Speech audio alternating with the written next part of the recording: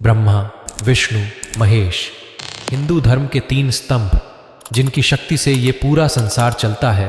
ब्रह्मा जो सृष्टि के रचयिता हैं, विष्णु जो इस जगत के पालनहार हैं और महेश जो सब कुछ खत्म कर सकते हैं। हमारे पुराणों में त्रिदेव के संगम को बहुत पवित्र माना जाता है और इसी पवित्रता का प्रतीक है महाराष्ट्र में गोदावरी नदी के किनारे बसा एक अनोखा मंदिर। एक मंदिर जहां का सबसे बड़ा राज्य है। यहां का शिवलिंग जो धरती के ऊपर नहीं बल्कि धरती के अंदर है। एक अकेला ऐसा मंदिर जहां की जाने वाली एक खास पूजा से उन आत्माओं को शांति मिलती है जिनकी मौत अचानक किसी दुर्घटना से हुई या किसी नाग की हत्या हो गई। गरुड़ पुराण में बताई गई यह पूजा है नारायण नागबली पूजा और वो मंदिर है त्रयंबकेश्वर महादेव। सदियों पहले ब्रह्मगिरी पर्वत के बीच एक आश्रम बसा हुआ था जहां बहुत से ऋषि मुनि वास करते थे। एक बार वहां भयंकर अकाल पड्ड था। हर जीव पानी की एक एक बूंद के लिए तरसने लगा। इस पीड़ा से दुखी होकर गौतम ऋषि ने जल के देवता वरुण देव की आराधना की। उनकी तपस्या से प्रसन्न होकर वरुण देव ने उन्हें एक ऐसा कुंड भेंट किया जिसमें जल कभी खत्म नहीं होता था। गौतम ऋषि इस कुंड के जल का इस्तेमाल सभी जीवों की सहायता के लिए करने लगे। लेकिन जैसे जैसे इस कुंड और गौतम ऋषि की प्रसिद्धि बढ़ने लगी, आश्रम के दूसरे विषयों को इस बात से जलन होने लगी और उन्होंने ऋषि गौतम को नीचा दिखाने का निर्णय लिया। ऐसा करने के लिए उन्होंने गणेश जी की आराधना की। जब गणेश जी प्रकट हुए तो ऋषियों ने गौतम ऋषि को नीचा दिखाने की इच्छा जताई। इस पर गणेश जी ने उन्हें समझाने की बहुत कोशिश की कि यह गलत है।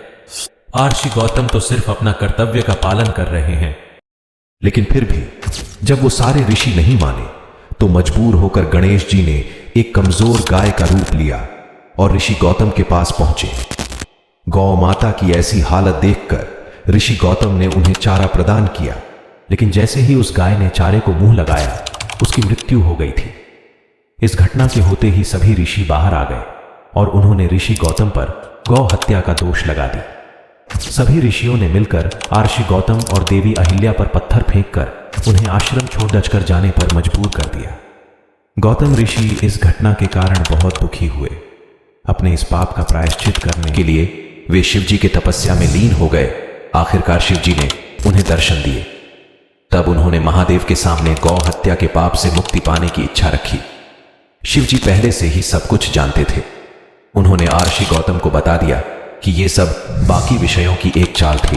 पर क्रोधित होने की बजाय ऋषि गौतम खुश हो गए क्योंकि इसी चाल के कारण उन्हें महादेव के दर्शन प्राप्त हुए थे।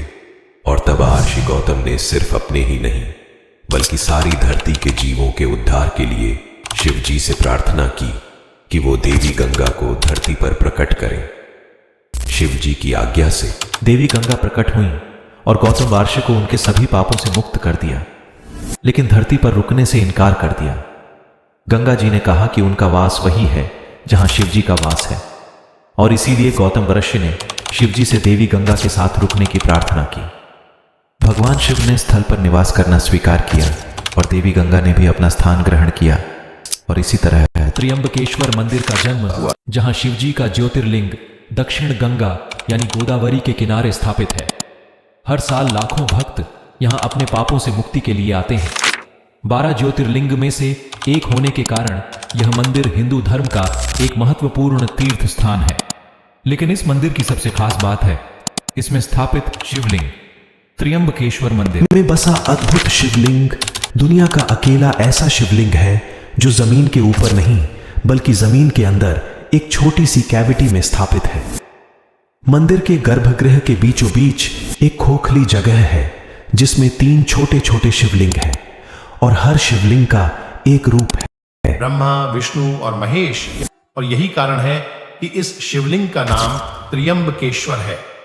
त्र्यंबक का अर्थ होता है 3 भगवान यानी त्रिदेव के संगम का प्रतीक। सिर्फ यही नहीं, इस शिवलिंग से कई प्रकार के सिंबोलिज्म जुड़े हुए हैं।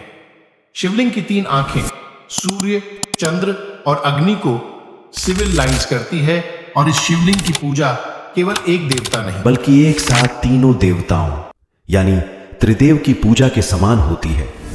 ऐसा माना जाता है कि जो भी इस मंदिर में दर्शन करने आता है वो त्रिदेव के आशीर्वाद से इस संसार के चक्र से मुक्त हो जाता है।